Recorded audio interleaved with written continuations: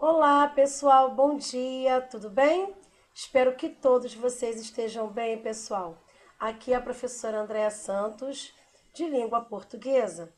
Bem, conforme o combinado no nosso roteiro de estudos, hoje nós iremos corrigir os capítulos 22 e 23, ok? Do nosso livro de interpretação textual 6. Vamos lá? Bom, eu estou agora na página 21. Ok, pessoal? Página 21. Vamos lá? Página 21. Estejam aqui comigo na página 21 também.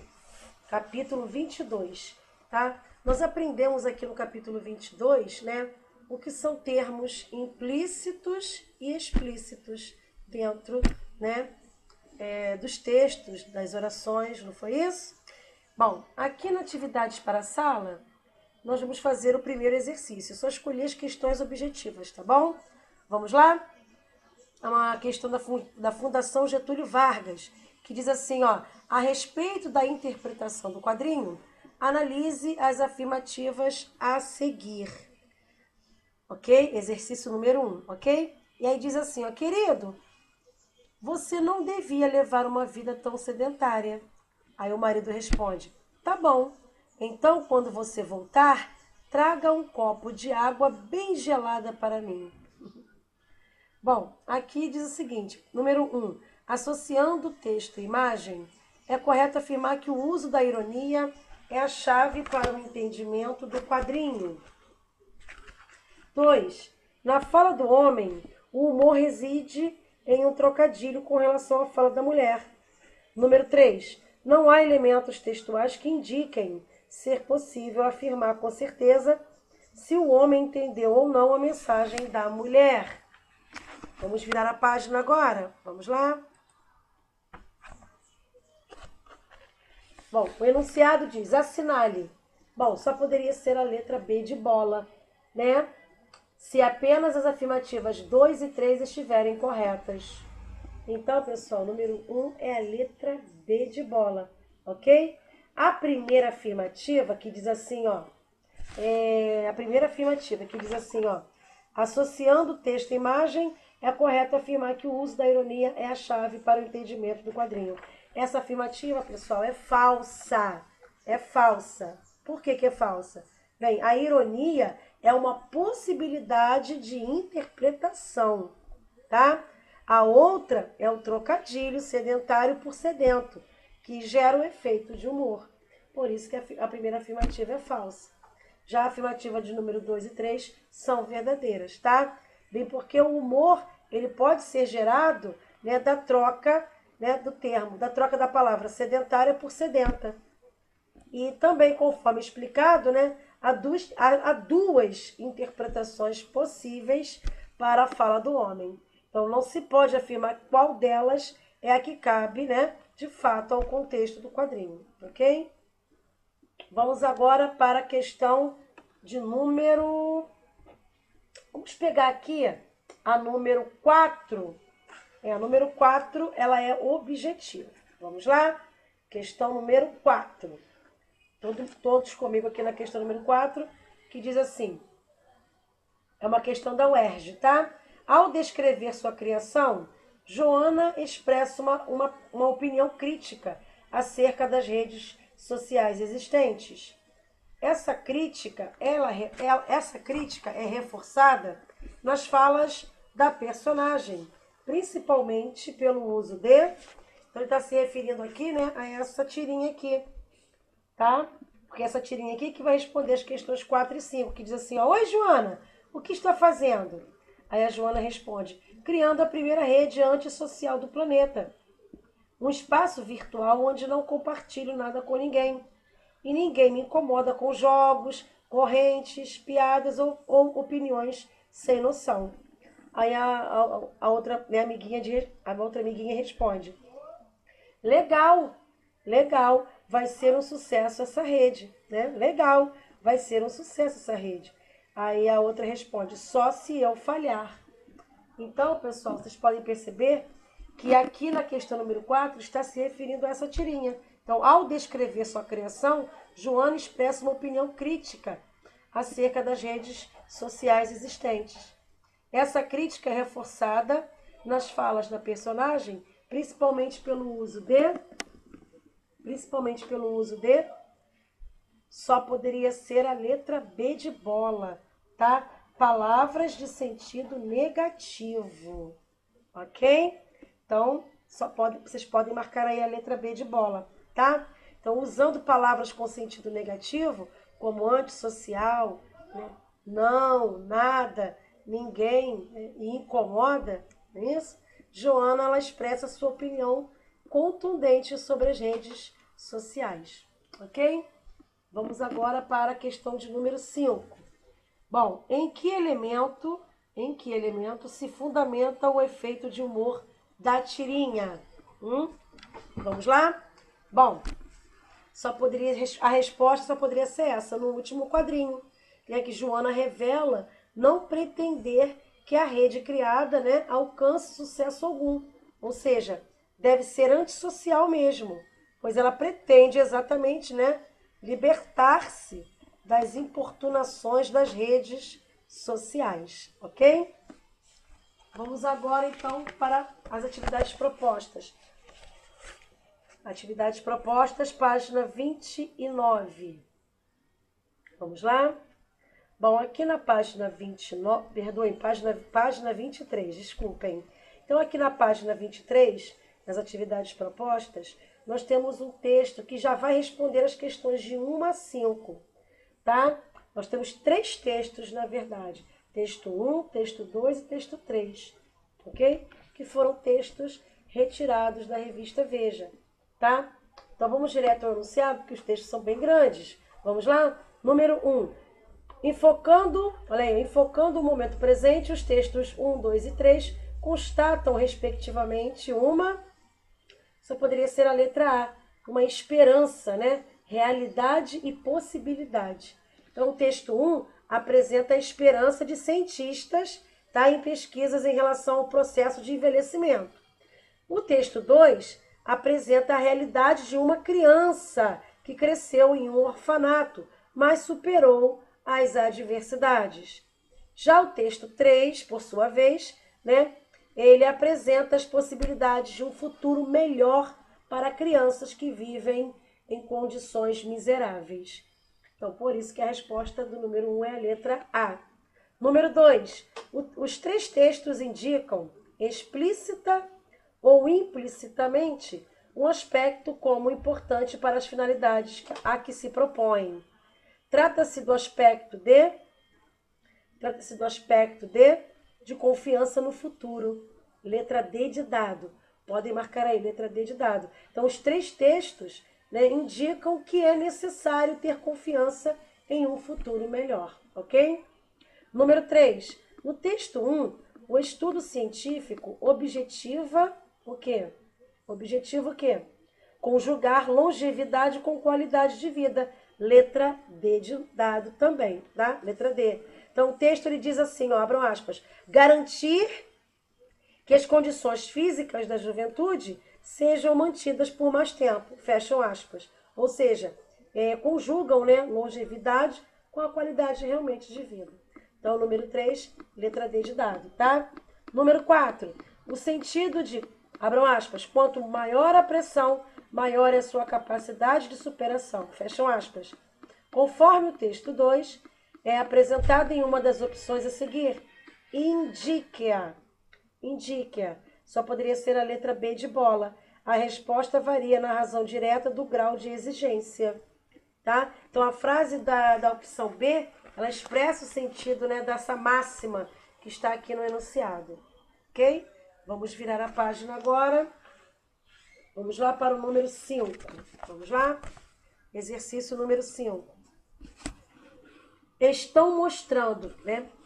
Está até em negrito, né? Está em destaque. Estão mostrando como é possível, se não resolver o problema de milhões, pelo menos prevenir o de centenas de milhares e recuperar outros tantos.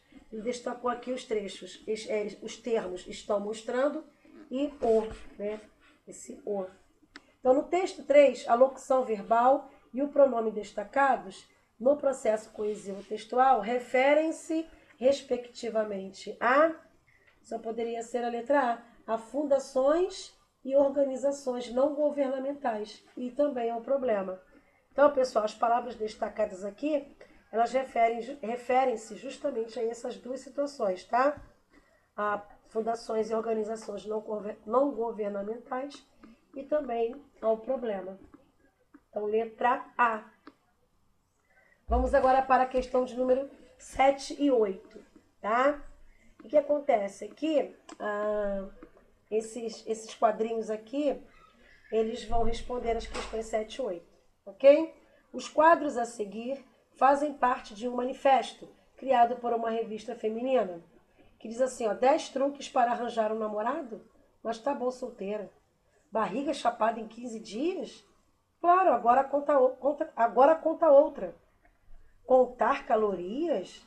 Com tanta coisa melhor para contar. Então vamos lá, número 7. Em comum, eles apresentam o quê? Eles apresentam a desconstrução de clichês divulgados na mídia. Letra C. Então, os 3 quadros aqui, esses 3 quadrinhos, né, apresentam chamadas comuns, né, em revistas femininas, mas que foram desconstruídas de forma crítica, ok? Por isso que é a letra C. Número 8, uma questão agora discursiva, tá? Vamos lá. Segundo o dicionário, manifesto é uma declaração pública, frequentemente solene, na qual uma pessoa, um governo, um partido político, grupo religioso, né, de artistas, etc., expõe determinada decisão, posição, programa ou concepção. Então, fundamentado nos elementos explícitos, comente a postura a que se opõem os quadros do manifesto. Então, a resposta do número 8 ficou assim, vamos lá? Os clichês veiculados pelas revistas femininas impõem estereótipos de beleza e de comportamento às leitoras, né? Então, barriga chapada, truques para arranjar namorado e contar calorias, né? São alguns desses exemplos, tá?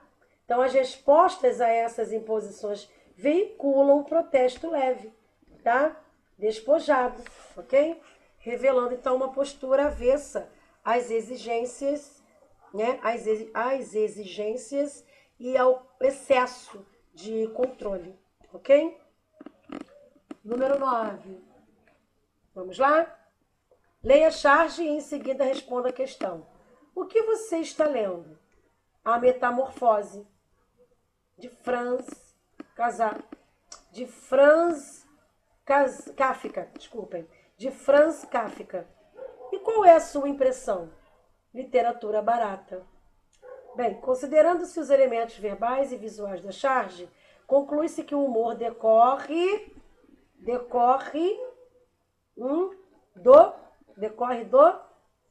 do duplo sentido que a palavra barata adquire no contexto do último quadrinho da tirinha.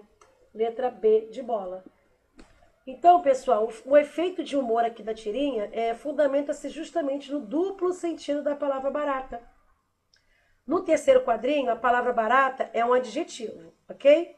Pois modifica o substantivo literatura. Então, nesse emprego, seu sentido é de sem qualidade ou, né, de sem valor. Em outro sentido, a palavra faz alusão à personagem do romance A Metamorfose, que se transforma, né, em um inseto semelhante a uma barata. Ok? Bom, então é isso. Aqui na questão de número 10, nós temos 2 textos, né? O primeiro texto chama-se Vereda Tropical, de Nani, e o texto 2 é um texto retirado da Folha de São Paulo, que diz assim, uma frase é considerada ambígua quando possibilita mais de uma leitura e interpretação. Identifique em cada um dos textos que se seguem o elemento causador de ambiguidade e explicite 2 leituras propiciadas em cada caso. Então, texto 1, está assim, depressão a 3 metros. Aí tem um carro, né, sendo dirigido por um homem, e logo ali na frente tem um senhor sentado, né, na beira da calçada, subentende-se que ele está em depressão. Então, elemento causador da ambiguidade. Vamos ver aqui no texto 1. Pessoal, coloquem aí. O elemento causador da ambiguidade é a palavra depressão. Então, escrevam aí. Elemento causador da ambiguidade é a palavra depressão. Ok? Leitura 1. Vamos lá? Leitura 1.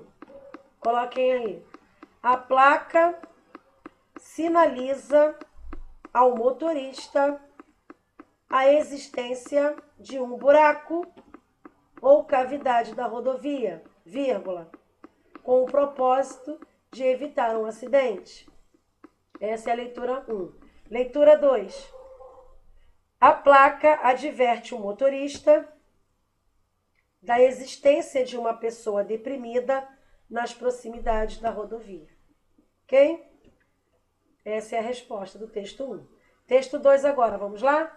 É muito comum o contribuinte incluir na sua declaração, dependentes que já têm renda.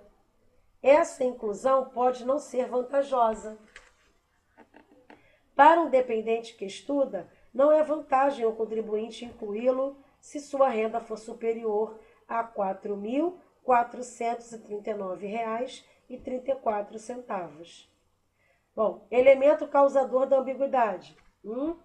Bom, o elemento causador da ambiguidade aqui, pessoal, é o segundo pronome possessivo, sua. Tá? É o segundo pronome possessivo, sua.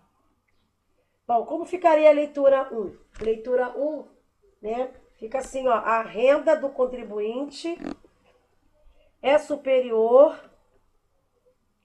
a renda do contribuinte é superior a R$ 4.439,34.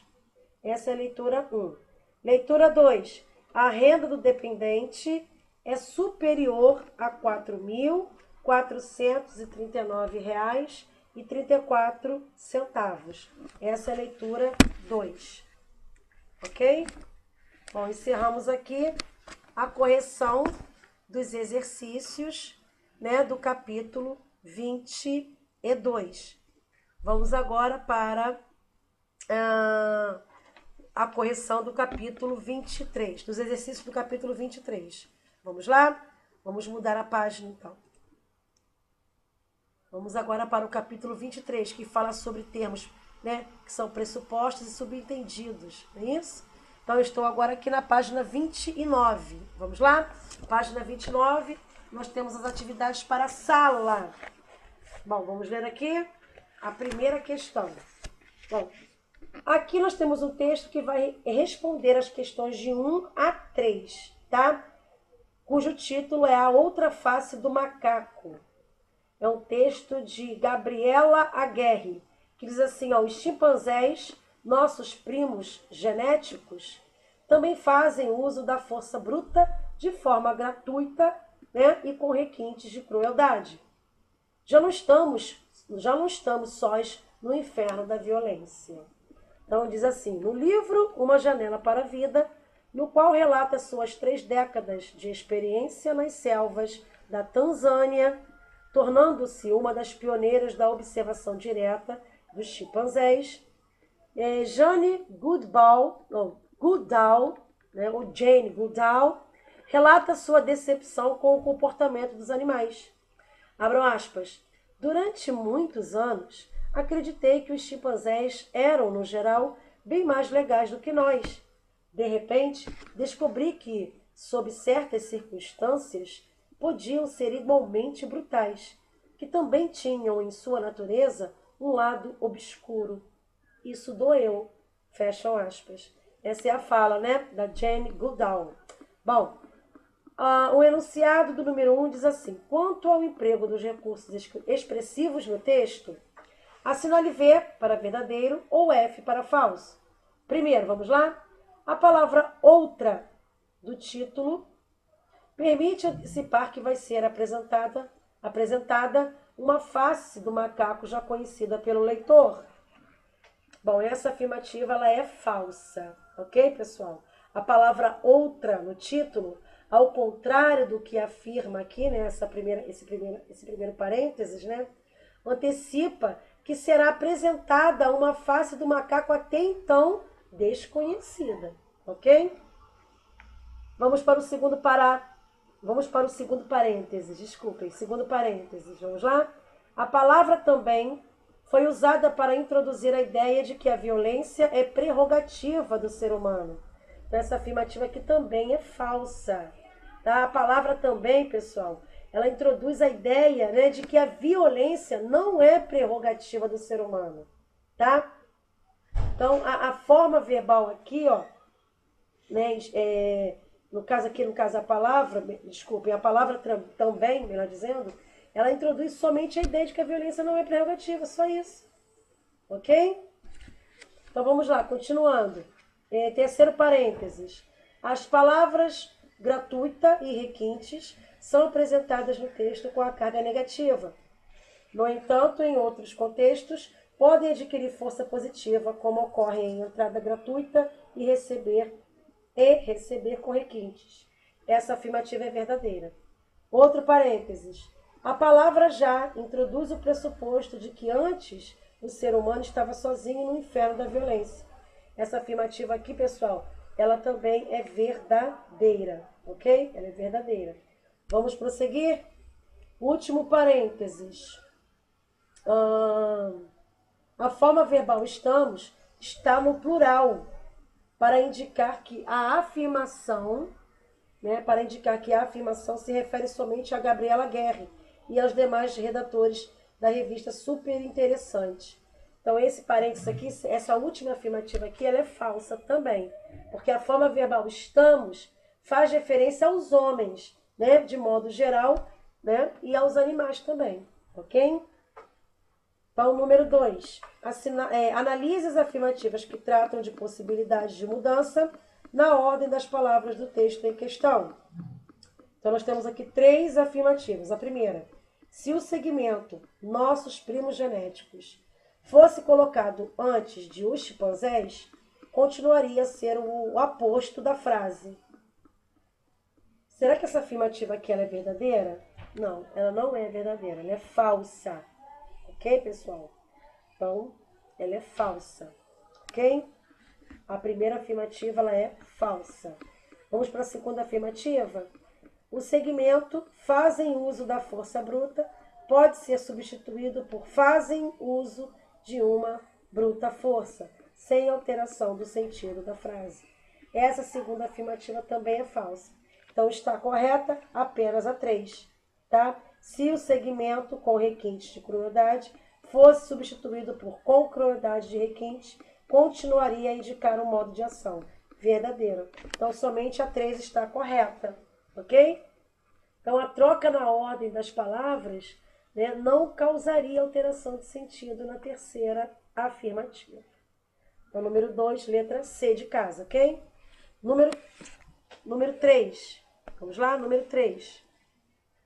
Considere o que se afirma sobre a inclusão do depoimento de Jane Goodall, né, em uma reportagem sobre o comportamento dos chimpanzés. Nós temos aqui 3 afirmativas, ok? Primeira, para reforçar a ideia de que o macaco tem um lado obscuro, foi utilizado o depoimento como recurso de autoridade, uma vez que Goodall viveu 30 anos na África, sendo uma das primeiras a estudar os primatas. Então, essa afirmativa, ela é verdadeira, ok? Segunda, vamos lá? Segunda. A hipótese inicial da pesquisadora, os macacos são legais, é provavelmente compartilhada por grande parte dos leitores. Assim, se Goodall mudou de opinião, os leitores também podem mudar o seu posicionamento a partir das novas informações apresentadas. Sim, verdadeiro. Terceira afirmativa. O testemunho de Goodall, né, comprovou que os macacos podem ser mais brutais do que os humanos em situações de extremo conflito. Não. Essa terceira afirmativa ela é falsa. Tá? Somente as duas primeiras alternativas estão corretas. Então, só vai marcar então a letra D de dado. Apenas a 1 e a 2 são verdadeiras. Ok? Então, segundo o relato de Goodall, os chimpanzés podiam ser tão brutais quanto os seres humanos, ok? Vamos virar a página. Vamos para a página seguinte. Aqui nós temos o exercício de número 4, que diz assim, ó, se havia alguma dúvida sobre a forte desaceleração no ritmo da atividade da economia americana, né, se havia alguma dúvida sobre a forte desaceleração no ritmo de atividade da economia americana, os mais recentes pronunciamentos das autoridades monetárias, entre as quais o próprio presidente do Federal, né, do Federal Reserve, Ben Bernanke, e dados estatísticos deixaram claro que é preciso ficar muito atento para o comportamento dos mercados nos Estados Unidos este ano. Um dos alertas foi a baixa geração de emprego em dezembro. As autoridades estão preocupadas com o risco de recessão, e isso já se reflete nos programas dos pré-candidatos dos partidos republicano e democrata à Casa Branca. Esse texto foi retirado do jornal o Globo. Então vamos lá, o enunciado diz o seguinte: subentende-se das ideias e informações do texto que a baixa geração de emprego em dezembro reforça a ideia da desaceleração da economia americana. Então, número 4 é letra B de bola, tá? É o que vem, né, explicitado no seguinte trecho, né, pessoal? Um dos alertas foi a baixa geração de empregos em dezembro. Por isso que é a letra B. Bom, no número 5, nós temos um texto aqui, tá? Retirado do jornal Estado de São Paulo. Então, nós vamos direto para o enunciado, tá? O texto é muito grande, diz assim, ó. Em relação às ideias do texto, assinale a opção correta. Só poderia ser a letra E. Medidas que pretendiam atenuar o impacto da crise do desemprego resultaram em mais desemprego. Então, o número 5 é a letra E. Bom, é o que ficou bem explicitado no trecho aqui dentro do texto, que diz assim, ó. Paradoxalmente, a crise do desemprego tende a se acentuar pelos fatores que pretendiam atenuar seu impacto. Por isso que a resposta do número 5 é a letra E. Atividades propostas agora, vamos lá? Bom, aqui no número 1 nós temos um texto também retirado da obra, né, Morte e Vida Severina, de João Cabral de Melo Neto, que diz assim, ó, só os roçados da morte compensam aqui cultivar, e cultivá-los é fácil. Simples questão de plantar. Não se precisa de limpa, de adubar nem de regar. As estiagens e as pragas fazem-nos mais prosperar e dão lucro imediato. Nem é preciso esperar pela colheita. Recebe-se na hora mesma de semear. Então, nos versos anteriores, a personagem da rezadora fala das vantagens de sua profissão e de outras semelhantes. A sequência de imagens neles presente tem como pressuposto imediato a ideia de sepultamento dos mortos, ok? Exatamente, número 1 é a letra A, sepultamento dos mortos. Então, os roçados da morte, né, de forma metafórica, fazem referência ao sepultamento dos mortos pelo flagelo da seca, ok? Por isso que o número 1 é a letra A. Número 2, votar é essencialmente um direito, não um dever. Ninguém deve ser obrigado a escolher representantes. A todo cidadão deve ser garantido o direito de se fazer representar nas instâncias executiva e legislativa. Quem não se vale desse direito está simplesmente abrindo mão de um valoroso instrumento para o exercício da cidadania. Deve, pois, arcar com os efeitos dessa omissão. Foi um texto retirado do jornal Folha de São Paulo, tá? Bom, o enunciado diz assim, assinale a alternativa correta sobre o trecho anterior. Só poderia ser a letra D de dado, tá? Está pressuposto que alguns só votam por obrigação, né? Tem pessoas que só votam realmente por obrigação. É o que está dizendo aqui na letra D de dado. Então, o fragmento aqui em questão, pessoal, permite concluir, né, que muitos cidadãos só exercem o voto por mera obrigação, tá? O autor aqui do texto, ele argumenta, no entanto, que o ato de votar, né, deveria ser considerado um direito, que não deveria ser desperdiçado, tá bom? Que não deveria ser desperdiçado, ok? Então, número 2 é letra D de dado. Foi? Vamos agora para a questão seguinte. Bom, aqui na questão 3 e 4, nós deveremos ler um texto, tá? Esse texto aqui, ó, Viola Enluarada, que vai ajudar a responder os textos 3 e 4. Diz assim, ó, a mão que toca o violão, se for preciso, faz a guerra. Mata o mundo, fere a terra. A voz que canta uma canção, se for preciso, canta o hino, louva a morte. Viola em noite enluarada, no sertão é como espada, esperança de vingança, o mesmo pé que dança o samba, se preciso vai à luta, capoeira. Quem tem de noite a companheira, sabe que a paz é passageira. Para defendê-la, se levanta e grita, eu vou.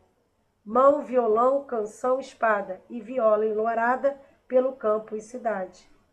Porta-bandeira, capoeira, desfilando vão cantando, liberdade, liberdade. Bom, é um texto de Marcos Vale, né? Bom, aqui a questão número 3 diz o seguinte, de acordo com o texto, assinale V para verdadeiro e F para falso. Em cada um dos períodos da primeira estrofe, há uma oração que exprime condição. Bom, essa afirmativa aqui ela é falsa, ok, pessoal? Falsa, ok? Segunda, pela leitura do verso 10, infere-se que o vocábulo mesmo pode estar implícito nos versos 1 e 4. Verdadeiro. Depois, os termos quem, que está lá no verso 13, e eu, que está lá no verso 16, tem o mesmo referente semântico. Sim, verdadeiro.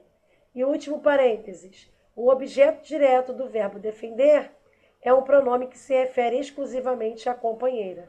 Falso. Então, pessoal, o que acontece? Nos períodos da primeira estrofe, né, não há somente orações condicionais. Tá? O objeto direto, tá, do verbo em questão aqui também pode se referir à paz. Ok? Número 4. Considerando a leitura interpretativa da letra da canção de Marcos Vale e Paulo Sérgio Vale, marque V para verdadeiro ou F para falso. O texto aborda diferentes possibilidades da relação política do músico com o mundo. Verdadeiro. Segundo, nos versos 7 e 8, há uma referência ao lado romântico do cantador que, ao luar, dedilha louvores à sua amada. Não, falso. Ok, pessoal? Os versos 7 e 8 sugerem vingança e não romantismo, como é apresentado aqui nessa segunda, né? Afirmativa, ok? Terceiro parênteses. Nos versos 10, 11 e 12, a capoeira pode ser vista sob duas maneiras distintas. Uma forma de bailado, portanto, destacando o seu lado plástico da dança, e um jogo de poder, reforçando-se, né, o componente bélico dos movimentos, tá? Então, essa afirmativa aqui, pessoal, é verdadeira. Bom, último parênteses. Liberdade, entre aspas, né? Palavra repetida no encerramento, em combinação com o título do poema, surge como objetivo do trabalho do violeiro. Verdadeiro, ok? Então, ficou verdadeiro, falso, verdadeiro, verdadeiro, ok? Bom, agora nós temos um texto aqui, né? É um texto de Ayrton Escobar, retirado do jornal O Estado de São Paulo. Esse texto ele vai responder as questões de 5 a 8. Então vamos direto ao enunciado, porque o texto é bem grande e o tempo já está acabando. Vamos lá? 5. Questão número 5, ok?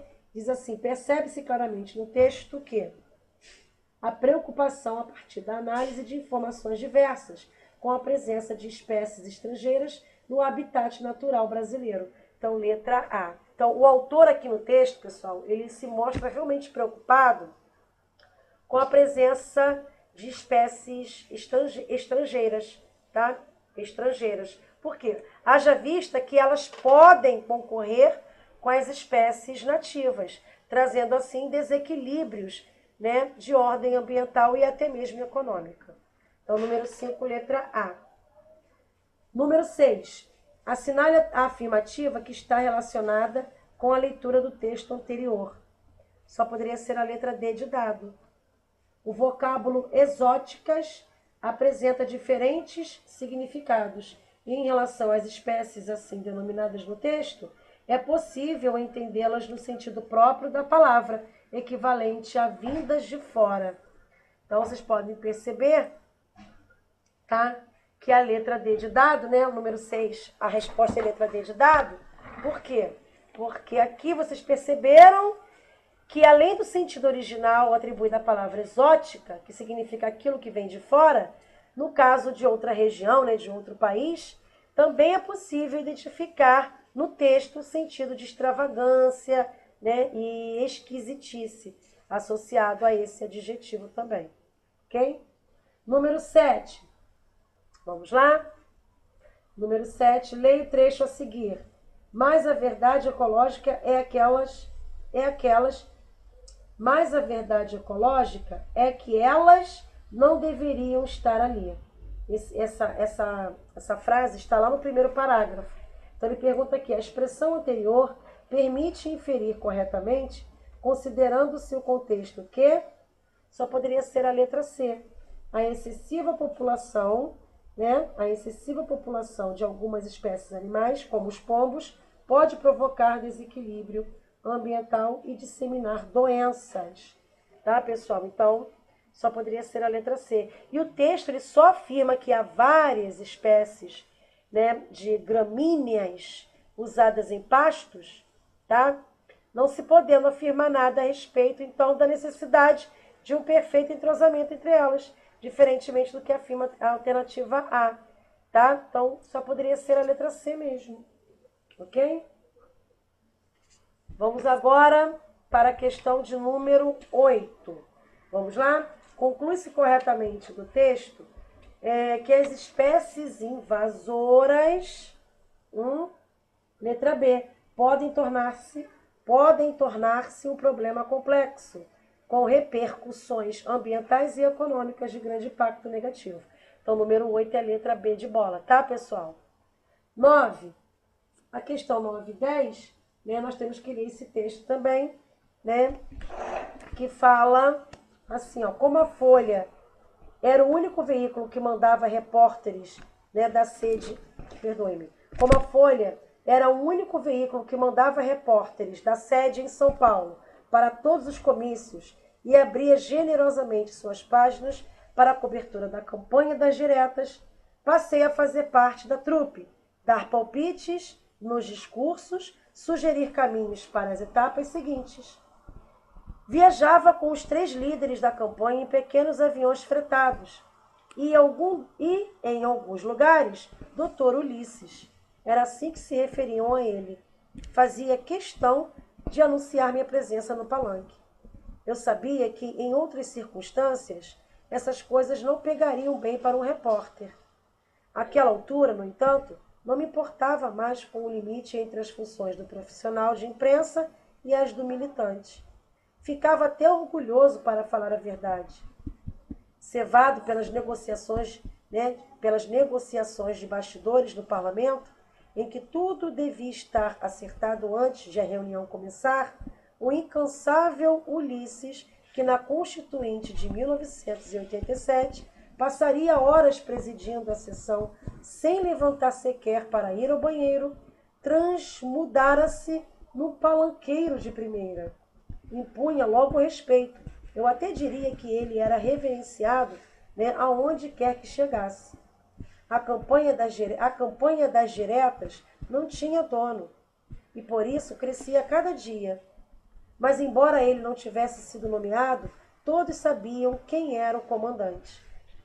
Meu maior problema, além de arrumar um telefone para passar a matéria a tempo de ser publicada, era o medo de avião.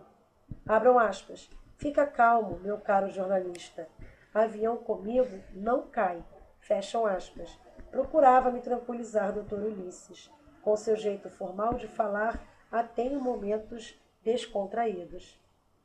Muitos anos depois, ele morreria num acidente de helicóptero, em Angra dos Reis, no Rio, e seu corpo desapareceria no mar para sempre. É um texto de Ricardo Couto, né? Bom, número 9 diz assim, ó, eu sabia que em outras circunstâncias essas coisas não pegariam bem para um repórter. Essa frase está lá no primeiro parágrafo do texto. Essa afirmação tem como pressuposto a exigência que geralmente se faz a um repórter só poderia ser a letra B, né, de não envolvimento ou participação nos acontecimentos que está cobrindo. Então é a letra B, né? Então trata-se, né, de uma questão bastante difícil, né, pessoal? Pois muitos podem ter considerado como correta a letra A aqui, né, julgando que o primeiro parágrafo traz a ideia de que um repórter não deve se envolver na militância política. Então esse pensamento parece, de certa forma, né, vir endossado no parágrafo, o que relativiza a distração. Então ocorre que não é proibido a um profissional repórter envolver-se na atividade política, não é isso? Então não há como impedir isso. Então, uma vez que a liberdade de expressão, né, e de opinião é assegurada pela Constituição, ok? Porém, não se recomenda, né, que o repórter participe ativamente de algum evento político, né, para o qual lhe foi designado a cobertura. Isso prejudicaria o seu trabalho, né, uma vez que as impressões pessoais, né, sobrepujariam, né, os fatos no relato da notícia, algo não muito recomendado em um texto de caráter jornalístico, ok? Então, a questão número 9, a resposta é a letra B de bola, tá? Número 10. A afirmação de que o Dr. Ulisses, né, transmudara-se num palanqueiro de primeira indica a sua transformação, indica, né, a sua transformação do negociador que se movimentava fora do alcance do público ao político que passou a se dirigir diretamente ao povo. Letra E. Então, resposta do número 10, letra E, ok? Bom, porque o termo palanqueiro aqui, né, enfatiza esse último momento de Dr. Ulisses Guimarães, né, que se transformou para o público em uma referência do movimento político pelas eleições diretas, ok? Bom, pessoal, nós encerramos aqui a correção dos nossos exercícios dos capítulos 22 e 23. Desejo a todos vocês um lindo e maravilhoso dia. Fiquem com Deus. Um grande beijo e até o próximo vídeo, tá? Eu vou estar corrigindo o capítulo 24 do livro de interpretação textual. E vamos encerrar o nosso livro de interpretação textual corrigindo os exercícios do capítulo 24, mas isso no próximo vídeo. Então, um grande beijo e até a próxima aula. Tchauzinho, pessoal!